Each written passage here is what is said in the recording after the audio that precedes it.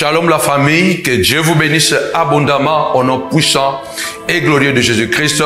Nous voulons vous annoncer le programme hebdomadaire de jeûne et prière du mois d'avril.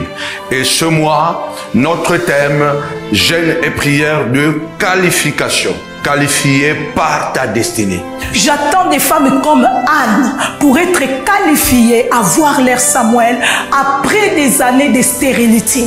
J'attends des femmes comme Esther, étrangères, pour être qualifiées à la royauté. J'attends des femmes comme Ruth, Moabite, étrangère, mais qui a été qualifiée à être, alléluia, dans la lignée du Christ.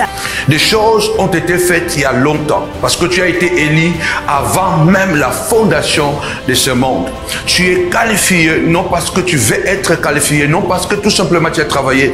Tu seras qualifié parce que le metteur en scène, le réalisateur, il connaît comment l'histoire va terminer. Il connaît comment le film va terminer. Je voudrais dire à quelqu'un, viens participer avec nous parce que le Seigneur veut libérer la qualification dans ta vie. Tu as été qualifié pour être une femme de valeur. Tu as été qualifié pour être marié. Tu as été qualifié pour être béni. Alors ne manque pas ces puissants programmes. C'est pour toi. Peu importe les sources, peu importe d'où tu viens, peu importe ce que tu vis, ce qui importe est que tu es qualifié par la destinée que Dieu a pour toi. Il t'a élu avant la fondation de ce monde. Du 24 avril jusqu'au 30 avril, 7 jours de jeûne et de prière.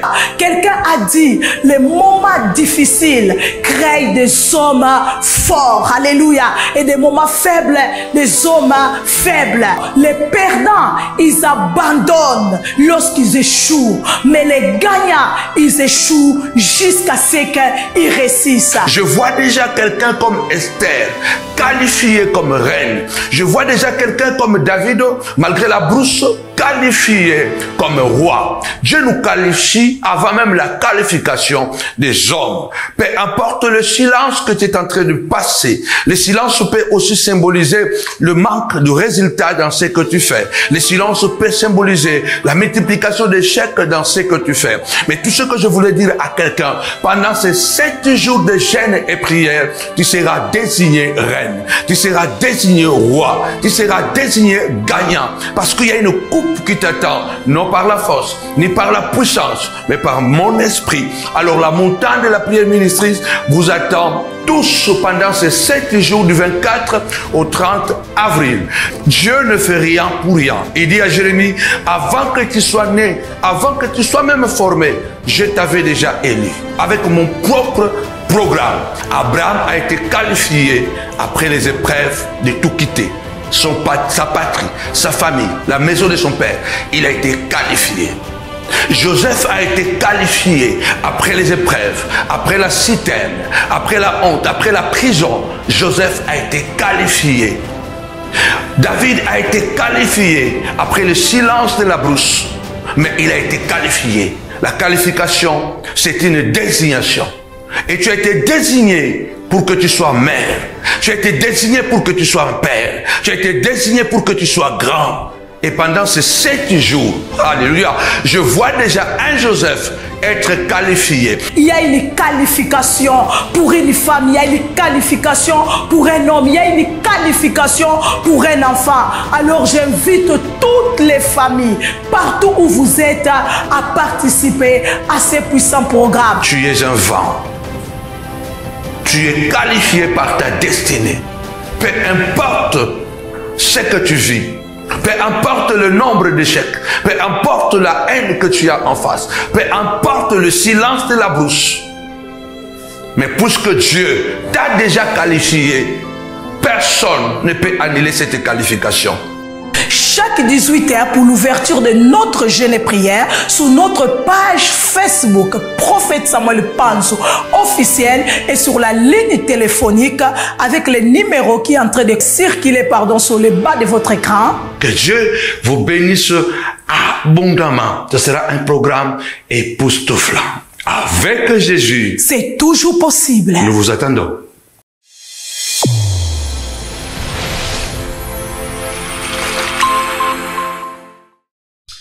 Shalom la famille, shalom, que mon Dieu vous bénisse abondamment au nom puissant et glorieux de Jésus-Christ, notre Seigneur et notre Maître. Nous bénissons le Seigneur pour ce programme de 7 jours de jeûne et de prière.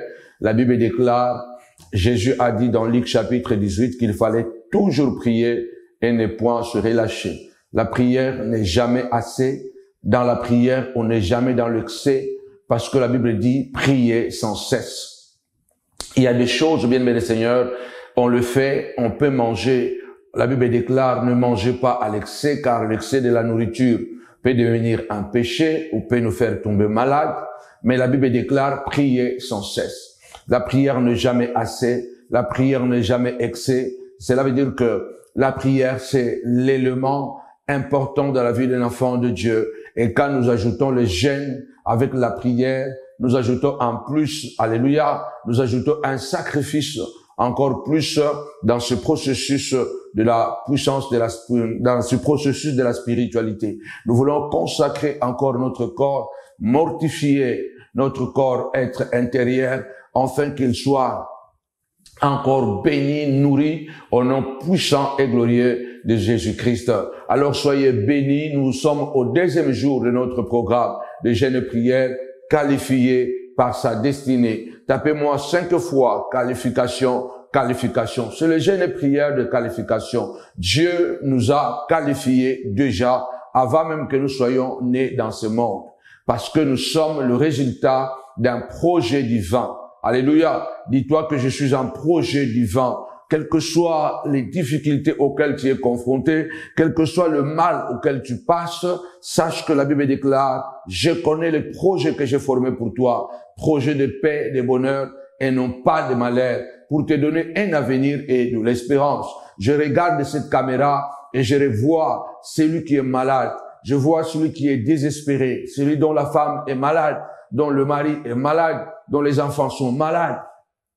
Celui qui se retrouve seul, abandonné de sien, celui qui se retrouve que les enfants ne veulent plus rien savoir de lui ou d'elle, celui qui se retrouve qu'il n'a plus de travail, mais il a la paix de Dieu, il a quelque chose de la part du Seigneur. Je voudrais t'encourager, te dire que tu es au bon endroit, suis ce message. C'est un enseignement que je vais donner ce soir sur la vie d'un personnage extraordinaire dans la Bible, Rachel, dont la Bible déclare, Rachel et Léa, à eux deux, seuls, ils ont bâti la grande maison d'Israël. Alors, en tout cas, tu es qualifié. La maladie ne peut pas te disqualifier. La haine des gens ne peut pas te disqualifier. Le complot ne peut pas te disqualifier. Parce que le dernier mot appartient à l'Éternel. La Bible dit les cieux et la terre passeront, mais la parole de Dieu ne passera jamais. Dieu nous qualifie à travers des épreuves. Dieu nous qualifie à travers la douleur. Dieu nous qualifie à travers la souffrance. Ne désespère pas parce que la situation que tu passes aujourd'hui, c'est un moment de formation et c'est une école que tu passes parce que Dieu veut t'approuver. Parce que après chaque épreuve vient l'approbation. Dieu nous éprouve afin de pouvoir nous approuver. Et je suis convaincu, une fois que Dieu t'approuve, alléluia, cela veut dire qu'il t'a qualifié. Tu ne pouvais pas naître dans ce monde sans être qualifié dans l'éternité. Satan est méchant. Le diable est méchant. Nous n'avons pas choisi une famille où naître. Nous n'avons pas choisi quels sont les amis qu'il fallait croiser dans la vie. Parce qu'il y a des gens dont la vie aujourd'hui est abîmée parce qu'ils ont croisé les amis ennemis.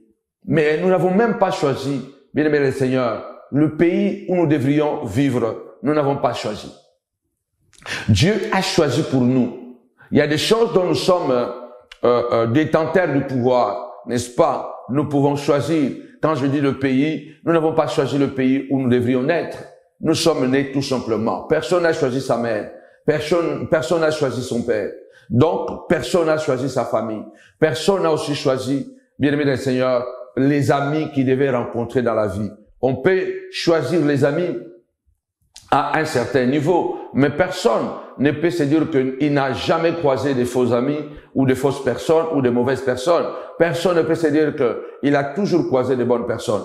Mais ce que je voudrais encourager ici est que soyons confiants en Dieu à cause de sa qualification. C'est pourquoi dans ce message, nous prions, nous disons, tu es qualifié par ta destinée. Qualifié par ta destinée. Cela veut dire que c'est ta destinée déjà qui te qualifie. Peu importe là où tu es né, peu importe ce que tu traverses, ce qui importe est que la Bible déclare, les cieux et la terre passeront, mais la parole ne passera pas. Il a dit à Jérémie, avant que tu sois formé dans le sein de ta maman, je te connaissais déjà. Avant que tu sois né, je t'avais déjà choisi, établi prophète des nations. Dieu a tout prévu. Tapez-moi 5 fois.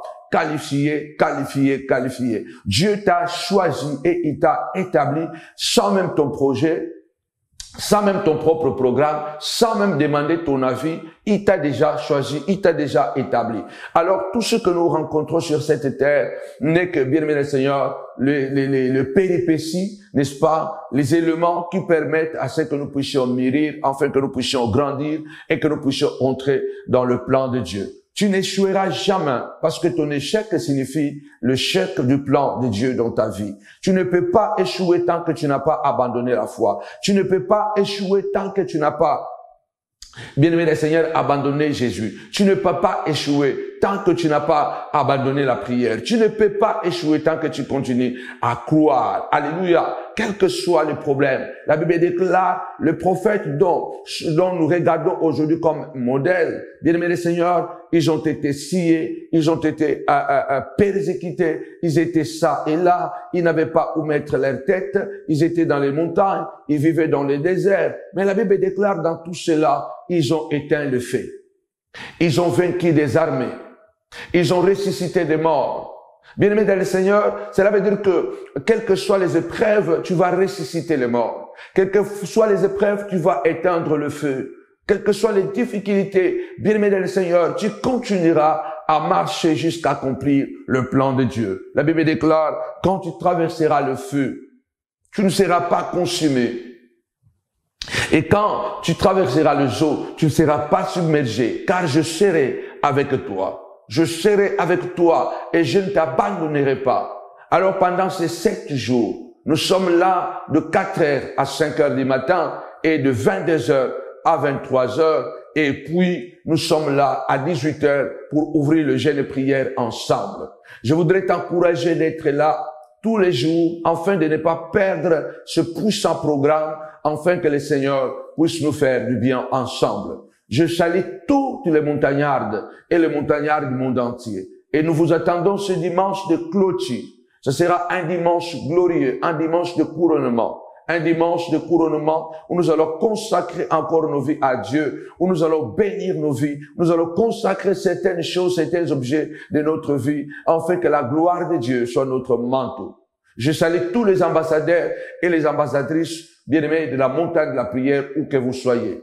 Ne laissez pas que le diable puisse vous intimider et abandonner votre foi. Je la ferme assurance, comme il est écrit, sur Dieu est pour nous, qui sera contre nous. Et l'apôtre Paul dit, Christ a nous l'espérance de la gloire. Pendant ces 7 jours, ton miracle sera palpable. Pendant ces 7 jours, c'est toi qui vas témoigner. Reçois cette grâce ce soir. Au nom puissant et glorieux de Jésus-Christ. Reçois cette grâce ce matin, peu importe, toi qui me suis en Australie, en Nouvelle-Zélande, aux États-Unis, à l'Amérique latine, Japon, la Chine, l'Inde. Vous êtes trop nombreux, toute l'Europe, bien aimé Seigneur, et toute l'Afrique.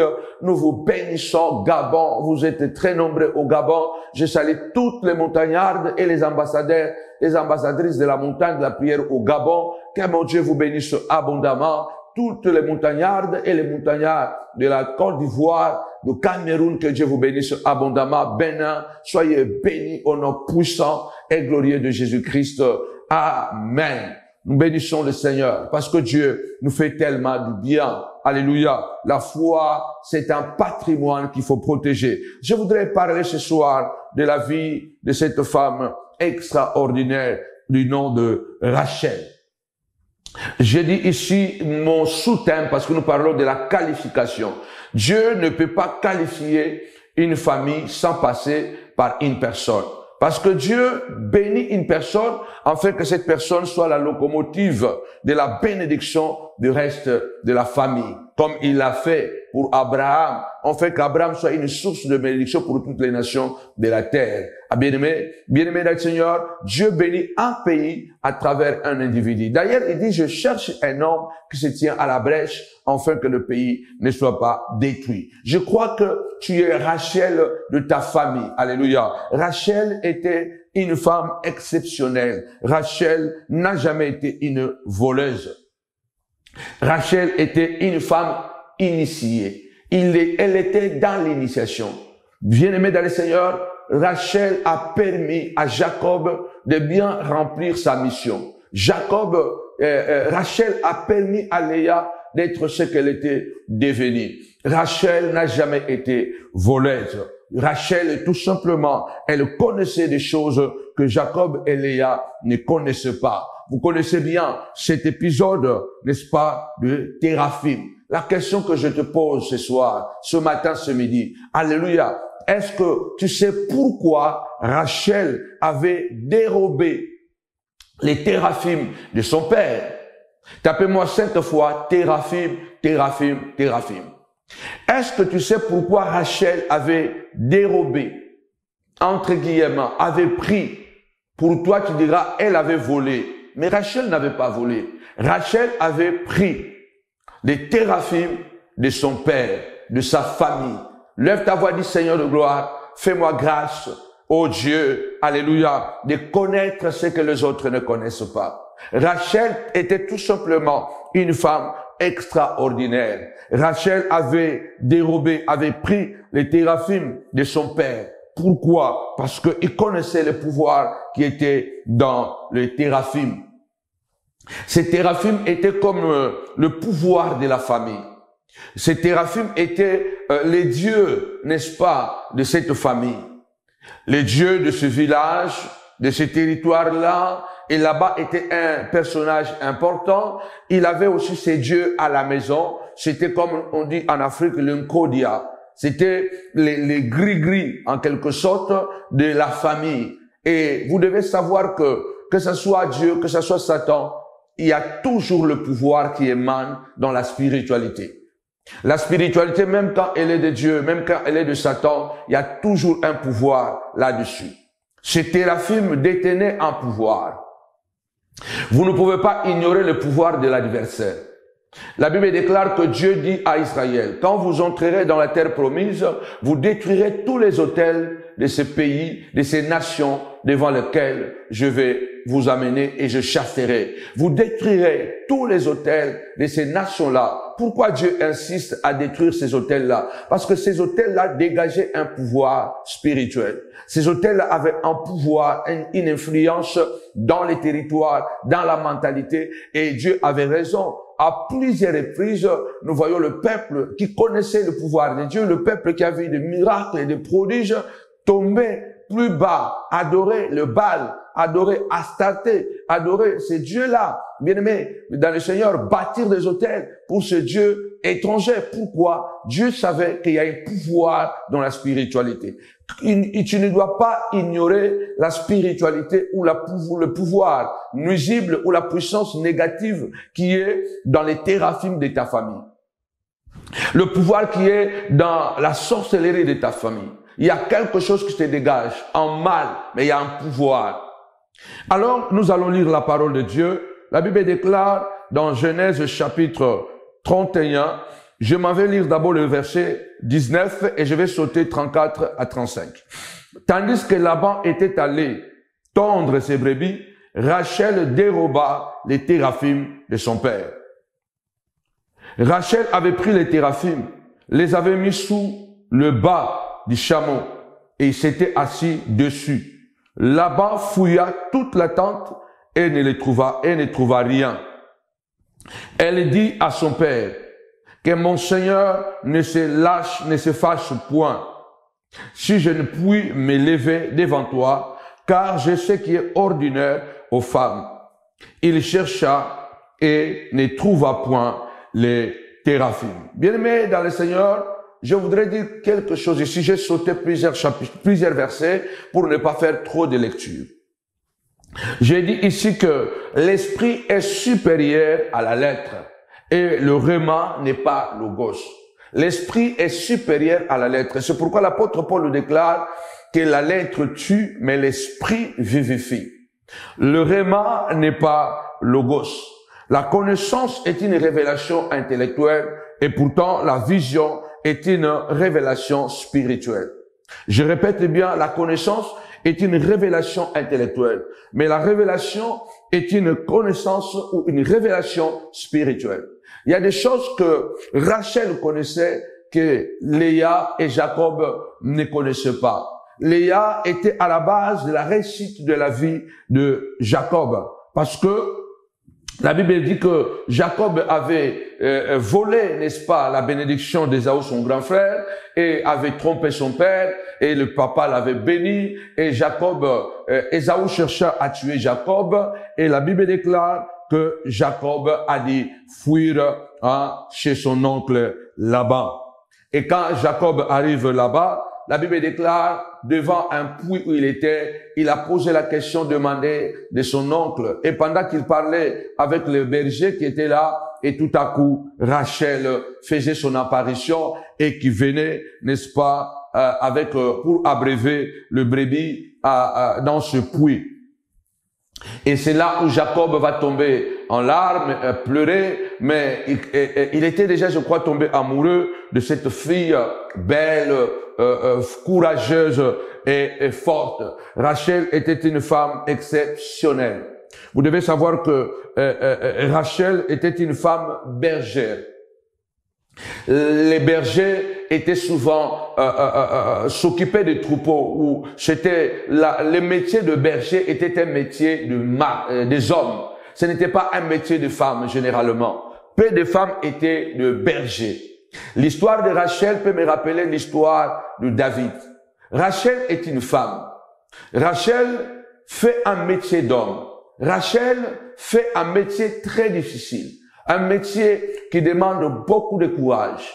Un métier qui demande beaucoup de force. Un métier où tu dois te battre avec des fauves, avec des félins. Un métier quelquefois qui t'amène à dormir dehors. Bien-aimé des Seigneurs, c'était un métier très difficile. Mais c'est le métier que Rachel faisait. Et pourtant, quand nous allons lire bien l'histoire, nous allons voir que Rachel avait des frères. Mais pourquoi Rachel qui avait des frères, pourquoi ce frère de Rachel ne faisait pas, n'est-ce pas, ce métier de berger, mais c'est Rachel qui faisait le métier de berger. Quelquefois, on se pose plusieurs questions. On se dit, pourquoi seulement moi dans la famille? Pourquoi seulement moi, alléluia Seigneur, moi seulement qui trouve les difficultés à réaliser certaines choses? Pourquoi c'est seulement moi qui dois faire certaines batailles? Pour les gens, les autres c'est facile, mais pour moi c'est compliqué. Rappelez-vous, la Bible dit, Dieu a tout fait pour un but. C'est pourquoi j'écris ici que Rachel n'a jamais été voleuse. Vous devez savoir que le nom de Rachel signifie brebis. Rachel signifie brebis. Alléluia. Et je vais parler d'abord après peut-être c'est quoi une brebis. Une brebis, c'est une femelle, n'est-ce pas, de bélier et de mouton. Mais quand on parle souvent, on parle très peu des moutons. On parle beaucoup plus de la brebis, on parle de l'agneau, on parle de bélier, mais les moutons, quand on parle de bélier, de l'agneau, de la brebis, on parle de la famille des moutons. Mais il y a une nuance. Il y a deux sortes dans le mouton. Il y a la brebis qui est la femelle, n'est-ce pas, qui est la femelle de mouton ou de bélier. Alors le mouton généralement le mouton généralement et le mâle mouton souvent ils sont élevés, n'est-ce pas, seulement pour la chair, pour la nourriture, pour être mangés, non pas pour la procréation. On les appelle, ce sont des moutons, ce sont des mâles, pas des femelles. Mais derrière le mouton, à part le mouton, il y a ce qu'on appelle aussi le bélier. Le bélier, c'est aussi un mouton mâle. La différence, vous allez voir que le bélier a des cornes. Mais souvent, le mouton, malgré qu'il est mâle, il n'a pas de cornes. Mais le bélier a des cornes. Et souvent, les moutons sont castrés. sont castrés, cela veut dire qu'on ne leur permet pas de procréer. On laisse plutôt, n'est-ce pas, au bélier, n'est-ce pas, de pouvoir procréer avec la brebis. Donc, la brebis, c'est la femelle du bélier et l'agneau ou l'agnelle, ce sont le petit ou les enfants de la brebis. Alléluia. En tout cas, je vais un peu nuancer cela très prochainement. Vous allez comprendre pourquoi. Parce que ici, je suis en train de dire que Rachel, elle représente le côté féminin de Christ. Rachel représente le côté féminin de Christ, puisque Jésus n'a jamais été présenté souvent comme une brebis. Jésus n'a jamais été vraiment souvent présenté dans la Bible comme une brebis. Il est présenté souvent comme l'agneau de Dieu. Mais je viendrai sur ça pour faire la différence entre Jésus, Christ, l'agneau, et Christ, le bélier. Ça, je parlerai après. Mais là, je suis en train de dire seulement que pourquoi Rachel représente le Christ au féminin. Vous allez dire, mais Jésus n'a jamais été une épouse. Mais je dis quelque chose que je vais révéler ce soir ou ce matin, peu importe l'heure à laquelle vous allez m'écouter, vous allez me suivre. Je dis ici que l'homme a été le premier à accoucher dans l'histoire de l'humanité. Ce n'était pas la femme. C'est l'homme qui a été le premier à accoucher dans l'histoire de l'humanité. Voilà. Pourquoi? Parce que l'homme a accouché la femme, n'est-ce pas? L'homme a accouché la femme. J'ai dit ici que Rachel représente le Christ au féminin parce que elle était la brebis, n'est-ce pas? Et Christ aussi, elle était brebis, n'est-ce pas, à la croix. Elle était brebis à la croix, mais une brebis pas femelle, mais une brebis au masculin, n'est-ce pas? Elle était une brebis parce que il a accouché l'Église à travers son côté, n'est-ce pas? La Bible déclare que le premier Adam avait accouché, n'est-ce pas? Avait donné sa côte et par la côte, Dieu a créé la femme. Donc, l'Église qui est l'épouse de Christ est née à la côte de Christ qui était à la croix. N'est-ce pas? Christ à la croix a donné naissance à l'Église. J'ai dit ici que, j'ai toujours dit que l'Église n'est pas née le jour de la Pentecôte. L'Église est née à la croix. L'Église est née à la croix parce que Ève est née lorsque Dieu a fait l'opération chirurgicale, a enlevé la côte d'Adam et il a formé avec cette côte une femme. La différence entre l'accouchement de l'homme et l'accouchement de la femme est que la femme met bas, mais l'homme a accouché une fois seulement à travers sa côte. Donc, la brebis représente celle qui donne la vie à l'agneau, n'est-ce pas? Celle qui accouche l'agneau. Et là, on voit que Rachel joue un rôle très important. Alléluia. Un rôle très, très important. Je dis la différence ici que l'homme a accouché avec son côté, mais la femme accouche bas. Alors, c'est une grâce. C'est grâce à Rachel que Jacob est sorti riche chez Laban. Elle connaissait les rites et les traditions de son village que ni Léa ni Jacob ne connaissaient. Vous savez quoi? Comme j'ai dit que Logos n'est pas Réma, Réma n'est pas Logos. Nous devons savoir une chose il y a des choses que Léa connaissait, que ni Rachel connaissait, ni Jacob ni Léa ne connaissait. Pourquoi et comment Léa connaissait ces choses? C'est grâce à son métier. C'est parce qu'elle était bergère. Alléluia. Laissez-moi lire. Elle connaissait les rites et les traditions de son village que ni Léa ni Jacob ne connaissaient. Elle les a connus car elle était initiée par son métier de bergère. Alors je suis en train de dire ici, pourquoi Léa a pris les téraphim, n'est-ce pas, de son père? Pourquoi nous allons le révéler tout à l'heure? Je prie au nom puissant et glorieux de Jésus-Christ que Dieu t'ouvre les yeux. La Bible dit le peuple sans révélation est un peuple sans frein. Il y a des choses, bien aimés, si nous voulons être couronnés, si nous voulons être qualifiés, nous avons besoin d'une connaissance exacte de certaines choses. Nous devons briser. Nous devons dérober, nous devons casser certains pouvoirs de notre propre famille ou pouvoirs de l'environnement où nous sommes Parce que si nous ne cachons pas ces pouvoirs, si nous ne prenons pas contrôle de ces pouvoirs, quelles que soient les bénédictions que Dieu nous donnera, nous risquerons toujours de perdre ce que Dieu nous a donné. Lève ta main droite et dis au nom puissant de Jésus, Seigneur de gloire, aide-moi à casser le téraphim, parce que je veux être couronné, parce que tu m'as déjà qualifié, mais là, je vais être couronné. Alléluia. Mais Dieu nous couronne à travers la souffrance. Dieu nous qualifie à travers la souffrance, à travers le pleur. Dieu ne va pas nous qualifier à travers le rire. Dieu ne veut pas nous qualifier à travers la joie. Dieu ne nous qualifie pas en dansant. Dieu nous qualifie, bien-aimés du Seigneur, bien-aimés en pleurant. Dieu nous qualifie en pleurant. Dieu nous qualifie lorsque nous sommes fatigués. La Bible déclare ici, bien-aimés dans le Seigneur, et que la Bible dit, Jacob est devenu extrêmement riche là-bas où il était parti chez son oncle là-bas. Alors, laisse-moi revenir d'abord. La Bible dit que Rachel était celle qui était aimée par Jacob. Pourquoi Rachel a pris ce téraphim? Parce que Rachel était initiée. Elle connaissait des choses. Elle participait aux réunions que Léa ne participait pas. Elle participait aux réunions que Jacob ne participait pas. Elle connaissait des choses que Jacob et Léa ne connaissaient pas. Par rapport à son métier de bergère, elle avait droit à l'initiation, elle avait droit à connaître certains secrets que beaucoup d'autres ne connaissent pas. Je prie au nom puissant de Jésus que Dieu te donnera la force et le courage de connaître ce que les autres ne connaissent pas. C'est ça qui va te permettre de protéger et de gérer ce que Dieu t'a donné. C'est grâce à Jacob, à Léa, grâce à Rachel que Léa s'est mariée. Alléluia. C'est en quelque sorte, c'est grâce à la mort de Christ que toi et moi, nous sommes sauvés. La brebis s'est sacrifiée. La brebis s'est battue. Alléluia. Et à la fin, Léa, sa grande sœur, a eu le privilège, n'est-ce pas, de pouvoir avoir un mariage. C'est que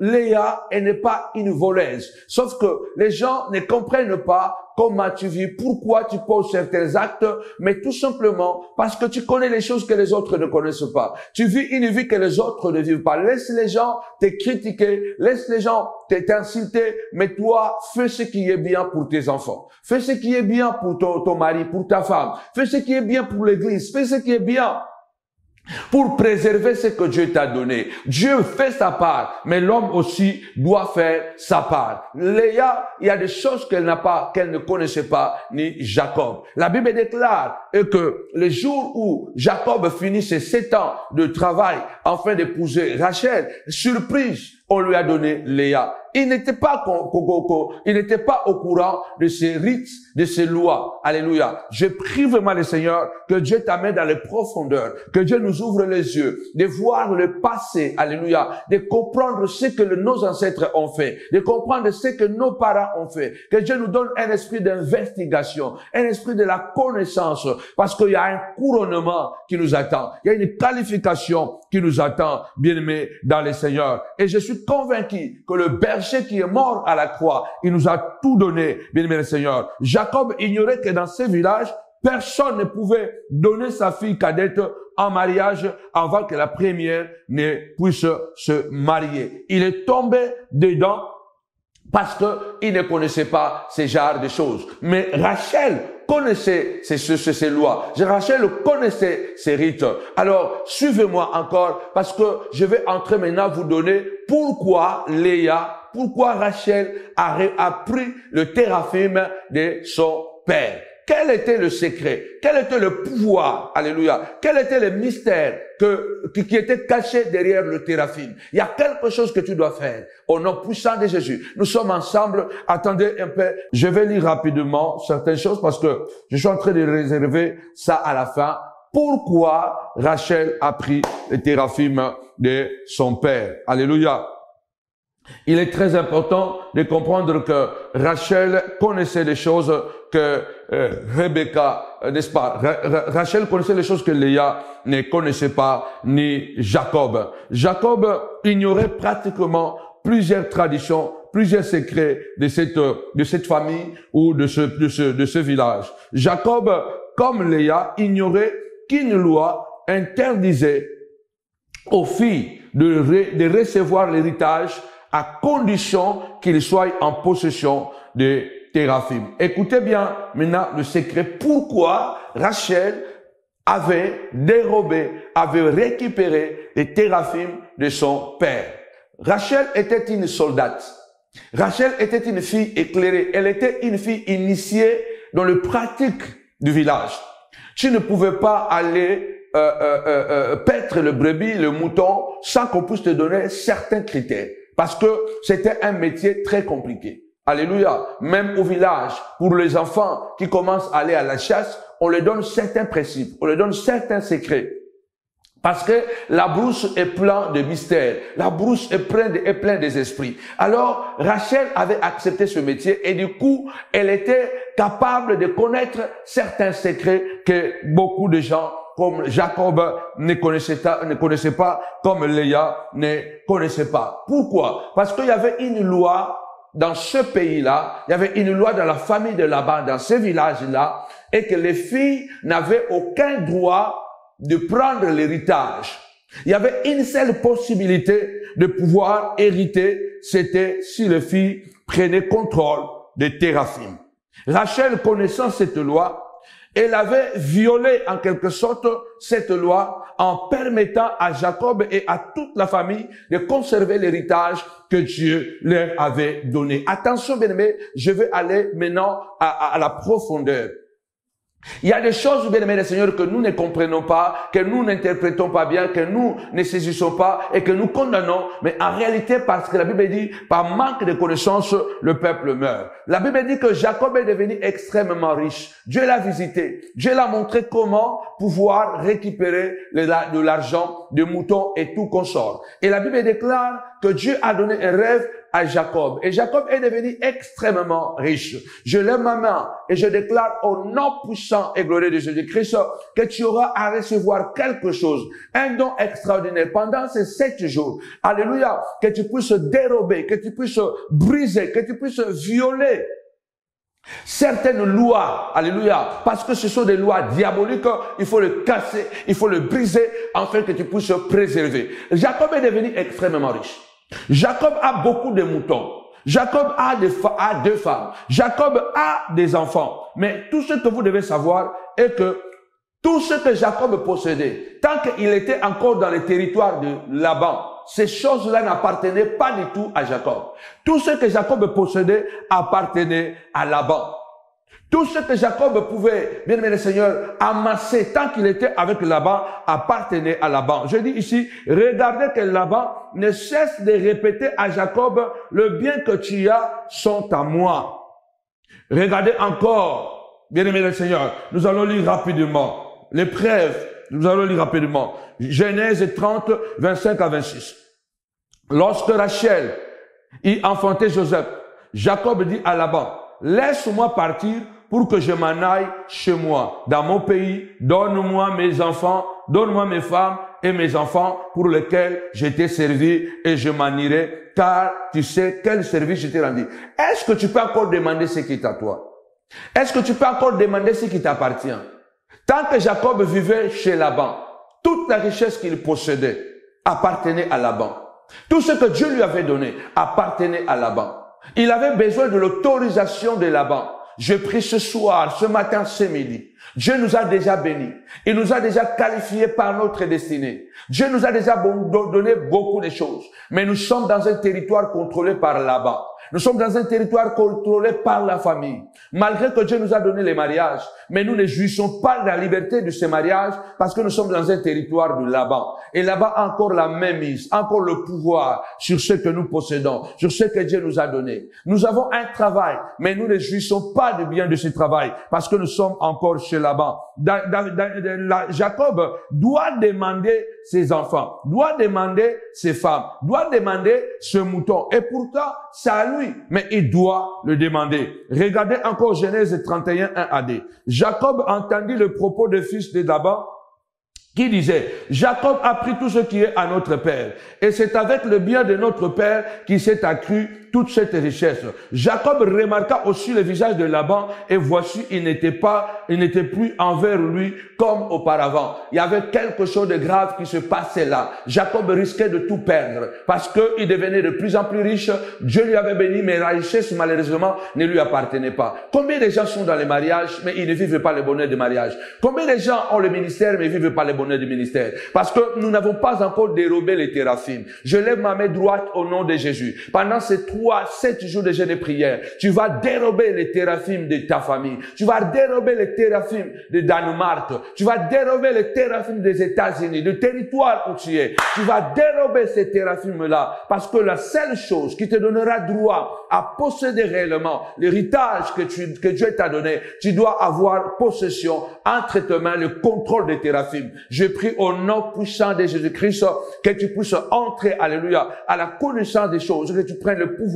Le Seigneur a dit à Jérémie, je t'ai choisi, je t'ai établi, je t'ai destiné à être un prophète, je t'ai qualifié, mais tu dois abattre, tu dois dérober, tu dois ruiner avant de pouvoir entrer pleinement dans ton couronnement. Bien-aimé le Seigneur, Rachel a été une source de grâce et de bénédiction pour Léa et pour Jacob. Je prie le Seigneur qui nous envoie des brebis, qui nous envoie de Léa, alléluia, des femmes courageuses, des femmes fortes, qui sont capables d'être femmes et jouer le rôle des hommes, alléluia, qui ont la connaissance de la tradition, qui ont la connaissance de la spiritualité, au nom puissant et glorieux de Jésus-Christ. La Bible déclare au Genèse 31, 1 à 2, là où nous avons lu, les enfants, les frères de Rachel et de Léa ont commencé à voir la jalousie et à avoir une méchanceté envers Jacob et à réclamer que tout ce que Jacob a est à notre père. Donc, il les a pris, ça nous appartient.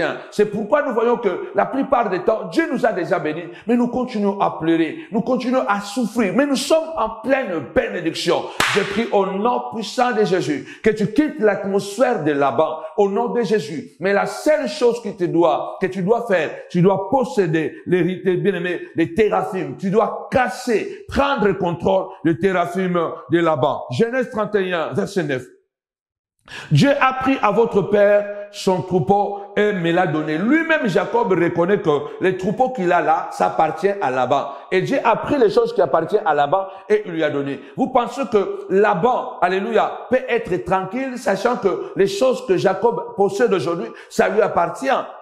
Bénissez la vie de Rachel. Rachel n'a jamais été une voleuse. J'entends beaucoup de prédicateurs prêcher, de prédicatrices parler, dire que Rachel était méchante, Rachel était voleuse. Rachel n'a jamais été voleuse. C'est grâce à Rachel que Jacob est sorti riche de chez Laban. Sinon, il allait sortir pauvre, malheureux. Grâce à Rachel que Léa a eu le mariage et a été bénie.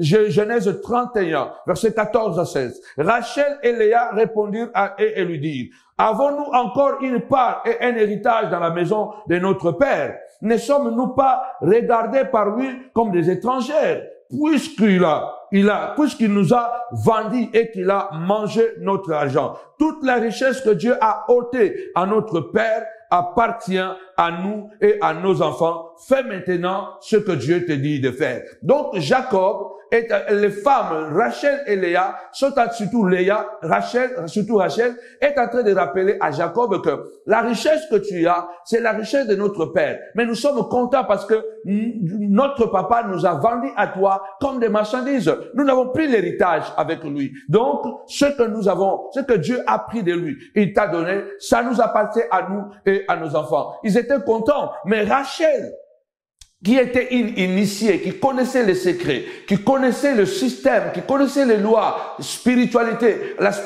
de la famille et la spiritualité de ce village, il savait ce qu'elle allait faire. Oh Dieu de gloire, que Dieu nous montre toujours les choses comme il faut. La Bible déclare, Genèse 31, 20. Et Jacob trompa Laban, l'araméen, et en l'avertissant pas, et il prit la fuite.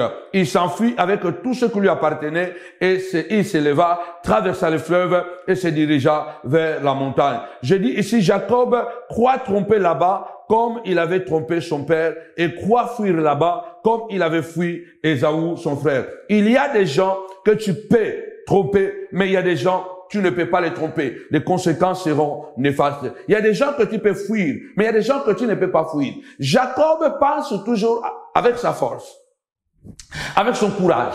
Il pense maintenant fuir, n'est-ce pas, Laban, pour fuir avec la richesse. Il pense aussi tromper Laban. Il a trompé Laban parce qu'il a fui la nuit. Il y a des gens, tu ne peux pas les fuir. Les gens comme Laban, tu ne peux pas les fuir. Rachel qui était initiée. Tapez-moi 5 fois initié. Nous sommes des initiés de Dieu. Parce que Dieu nous ouvre les yeux afin que nous puissions connaître les secrets. Alléluia. La Bible dit que, alléluia, Dieu sonde le cœur et le rend. Et si nous l'invoquons, il peut nous révéler des choses cachées. Et surtout, c'est par le travail. C'est par le travail que nous allons connaître certaines choses. Certains couronnements, c'est par le travail. C'est grâce à son travail pénible. C'est grâce à son travail difficile que Rachel a été capable de connaître certains secrets de sa famille, certains secrets de son village. La Bible dit, Jacob se croyait fort. Alléluia. Se croyait toujours capable. Il y a des choses, bien aimées. Ça marchait au nord, ça ne marchera pas au sud. Jacob avait trompé son père, ça marchait. Il a reçu la bénédiction. Mais tu ne peux pas tromper Laban. Parce que lui-même, c'est un voleur. Laban lui-même, c'est un trompeur. Il aime tromper. Jacob a trouvé quelqu'un qui était plus trompeur que lui. Jacob a trouvé quelqu'un qui était plus méchant, alléluia, qui était plus malin que lui. Jacob a réussi à tromper son père Ésaü et il a obtenu ce qu'il voulait. Jacob a réussi à fuir son frère Ésaü, mais il n'a pas réussi à fuir Laban. Il y a des gens, tu ne peux pas les fuir. Il y a des gens, si tu les trompes, sache qu'il va t'attraper. Si tu te trompes, sache qu'il va découvrir. Si tu le fuis, il va te rattraper. Je lève ma main droite. Au nom puissant et glorieux de Jésus-Christ, où qu'ils aillent, tu vas les retrouver. Tu vas les rattraper. Au nom puissant et glorieux de Jésus, parce que tu dois être couronné. Ils ne peuvent pas te mentir. Ils ne peuvent pas te mentir et passer comme ça sans conséquence. Non. Ni t'étais l'intervention de Dieu. Laban allait tout récupérer. Dieu a fait sa part, mais Rachel aussi a fait sa part en dérobant les téraphim. Écoutez bien, bien-aimés Seigneur. Genèse 31, 23. Il partit avec ses frères, le poursuivit 7 jours de marche et l'atteignit à la montagne de Galad. Tu ne peux pas fuir là-bas. Et ça n'a pas tout qui m'a été à Rokango Kaka, à Kolukaba système Nyonso. Jacob était parti 3 jours avant. Laban a eu 3 jours de retard, mais il a couru. Pendant 7 jours, il a récupéré Jacob. Il a attrapé Jacob. Écoutez, je vais aller terminer. Genèse 31, 43. Laban répondit et dit à Jacob, ces filles sont mes filles. Ces enfants sont mes enfants. Ces troupeaux est mon troupeau. Genèse 31, 43. Laban considère que tout ce qui est à Jacob lui appartient. Et tout ce que tu es est à moi. Et que puis-je faire aujourd'hui pour mes filles, pour leurs enfants? Et pour les enfants que les ont mis au monde? Je vais aller terminer. La Bible déclare au verset 34-35, toujours Genèse 31. Rachel, Laban, bon, je ne vais pas lire tout parce que sinon je serai en retard. Rachel avait pris les téraphim, les avait mis sous le bas du chameau et s'était assis dessus. Laban fouilla toute la tente et ne trouva rien. Elle dit à son père que mon Seigneur ne se fâche point si je ne puis me lever devant toi, car j'ai ce qui est ordinaire aux femmes. Il chercha et ne trouva point. Il ne trouva point les téraphim. Écoutez là où je vais terminer. Ça, c'était un enseignement percutant. Logos n'est pas Réma. Réma n'est pas Logos. L'esprit est supérieur à la lettre. Rachel n'a jamais été une voleuse. Elle avait beaucoup plus d'avantages, beaucoup plus d'avance que Jacob et Léa. Pourquoi Rachel continue à cacher les téraphim? Rachel et Laban, son père, ils jouent le jeu de chat et la souris. Même quand Laban poursuit Jacob, il arrive là où il a attrapé Jacob. Bien aimé Seigneur, Jacob était en danger. La richesse de Jacob était en danger. Rachel, connaissant le secret, connaissant les lois du pays, elle a caché, elle a continué à cacher les téraphim. Elle n'a pas révélé les téraphim. Au point qu'elle a pris le chameau, elle a mis le chameau, elle a mis les téraphim, il les a mis sous le chameau et elle s'est assise dessus. La Bible dit que Laban a fouillé toutes les tentes. La tente de Rachel, la tente de Léa, la tente de ses deux concubines. Il n'a pas trouvé les téraphim. Bien aimé, sur Laban avait trouvé les téraphim, Jacob allait tout perdre. Parce que la seule chose qui retenait, la seule chose qui donnait droit à Jacob, surtout à Léa et à Rachel, d'avoir le droit de cet héritage, c'était uniquement, bien aimé le Seigneur, avoir possession des téraphim. Si seulement Laban avait retrouvé les téraphim, il allait tout récupérer. Il allait tout récupérer. Vous ne voyez pas pourquoi Rachel refuse toujours de donner les téraphim. Parce que Rachel savait, si papa récupère les téraphim, il va récupérer tous les brebis et nous serons malheureux et nous serons pauvres et il va nous renvoyer pauvres. Parce que c'est dans l'esprit de Laban de tromper. C'est dans l'esprit de Laban de voler. Il est sans pitié. Il est sans émotions. Bien aimé les Seigneurs, il y a des gens qui sont comme ça, bien aimé les Seigneurs, dans la famille, parmi les amis ennemis. Il y a des gens qui sont sans pitié. Il y a des gens qui sont sans remords. Il y a des gens qui sont sans émotion. Quand ils veulent faire quelque chose, il est froid, bien aimé les Seigneurs, comme le serpent, et il le fait. Mais gloire à Dieu. Dieu a fait sa part. La nuit, il a dit à Laban, ne parle ni en bien, ni en mal. Mais l'homme a fait sa part. C'est Dieu a dit à Laban, ne fais pas ça. Mais il est un homme. Il a cherché néanmoins les téraphim pour lui donner le droit de récupérer la richesse de Jacob. Mais qu'est-ce que Rachel a fait? Elle a pris les téraphim qui étaient dans la tente, elle les a enlevés de la tente, elle les a cachés sous l'animal et elle s'est assise dessus. Elle a dit, papa, je ne peux pas m'élever parce que j'ai mes périodes. Voilà, laisse-moi tranquille, cherche seulement ailleurs, mais ne cherche pas sur les chameaux. Pourquoi Rachel continue à cacher les téraphim? Pourquoi Rachel continue à protéger les téraphim? C'était pour permettre à Jacob et à toute la famille de ne pas perdre l'héritage. Au nom de Jésus, tu vas dérober les téraphim de ta famille. Tu vas dérober. Les gens diront que tu as été méchante, tu as été méchant, tu as été vulgaire, tu as été quoi? Bien, mes Seigneur, sachez-le bien. Dieu fait sa part et l'homme doit faire sa part. Rachel n'a jamais été une voleuse. Grâce à Rachel, qui est brebis, le nom de Rachel signifie la brebis. C'est grâce à Rachel que Léa a eu le mariage. C'est grâce à Rachel que Jacob a pu protéger, préserver la richesse qu'il avait et, bien aimé le Seigneur, et le couronnement au nom puissant et glorieux de notre Seigneur et Sauveur Jésus-Christ. Que Léa entre dans ta vie et que tu sois le Léa, la Léa de ta vie. Alléluia. Laban a échoué parce que Léa connaissait le secret. Léa n'était pas voleuse. C'est grâce à Léa. Rappelez-vous dans le désert, lorsqu'il y avait des serpents brillants, la Bible déclare, Dieu a dit à Moïse, tu feras un serpent de rein, un serpent de fer. Tu vas le mettre, tu vas le lever, alléluia, sur une perche. Tu vas percher ces serpents de rein. Tu vas percher ce serpent de rein. Et toute personne qui regardera ce serpent de rein, toute personne qui regardera ce serpent de rein, aura la vie sauve. Mais un jour, ce serpent de rein est devenu idolâtrie. Un jour, quand il monte à Bethel, la Bible déclare que Dieu dira à Jacob, ôtez les dieux des étrangers. Parce que de l'entretemps, ils avaient oublié, n'est-ce pas, de jeter ces téraphim.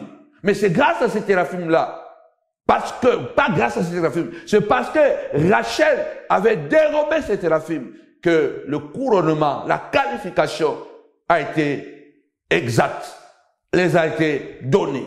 Au nom puissant de Jésus-Christ, amen. Avec Jésus, c'est toujours possible. Alors suivez-nous encore demain à 4 heures du matin et je vais continuer encore cela au nom de Jésus. Amen. Shalom la famille, que Dieu vous bénisse abondamment au nom puissant et glorieux de Jésus-Christ. Nous voulons vous annoncer le programme hebdomadaire de jeûne et prière du mois d'avril. Et ce mois, notre thème, jeûne et prière de qualification. qualifié par ta destinée. J'attends des femmes comme Anne pour être qualifiées à voir leur Samuel après des années de stérilité. J'attends des femmes comme Esther, étrangères, pour être qualifiées à la royauté. J'attends des femmes comme Ruth, Moabite, étrangère, mais qui a été qualifiée à être, alléluia, dans la lignée du Christ.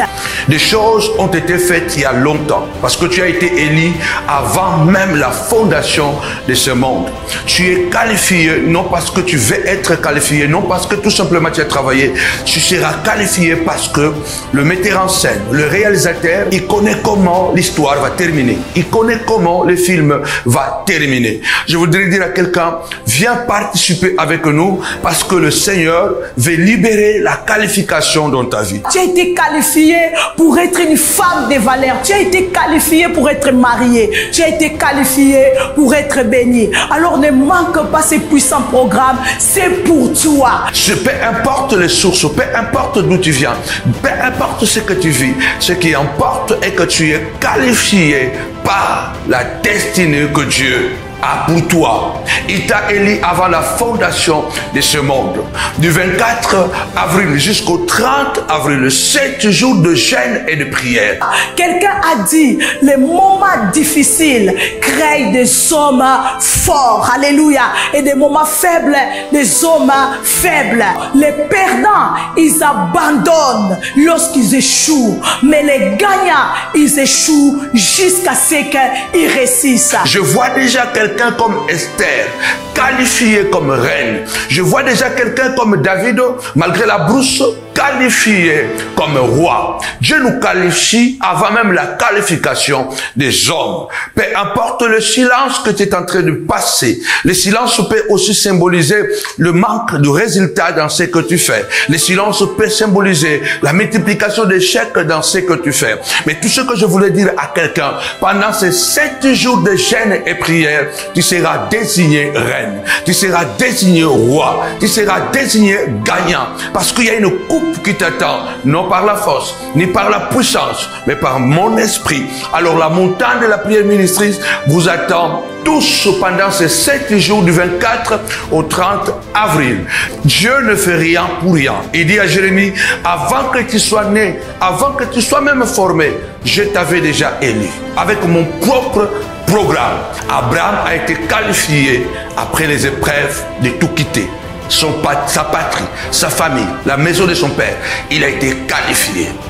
Joseph a été qualifié après les épreuves, après la citerne, après la honte, après la prison. Joseph a été qualifié. David a été qualifié après le silence de la brousse, mais il a été qualifié. La qualification, c'est une désignation. Et tu as été désigné pour que tu sois mère. Tu as été désigné pour que tu sois un père. Tu as été désigné pour que tu sois grand. Et pendant ces 7 jours, alléluia, je vois déjà un Joseph être qualifié. Il y a une qualification pour une femme, il y a une qualification pour un homme, il y a une qualification pour un enfant. Alors j'invite toutes les familles, partout où vous êtes, à participer à ces puissants programmes. Tu es un vent. Tu es qualifié par ta destinée. Peu importe ce que tu vis, peu importe le nombre d'échecs, peu importe la haine que tu as en face, peu importe le silence de la bouche. Mais puisque Dieu t'a déjà qualifié, personne ne peut annuler cette qualification. Chaque 18h pour l'ouverture de notre jeûne et prière sur notre page Facebook Prophète Samuel Panzo officiel et sur la ligne téléphonique avec le numéro qui est en train de circuler sur le bas de votre écran. Que Dieu vous bénisse abondamment. Ce sera un programme époustouflant. Avec Jésus, c'est toujours possible. Nous vous attendons.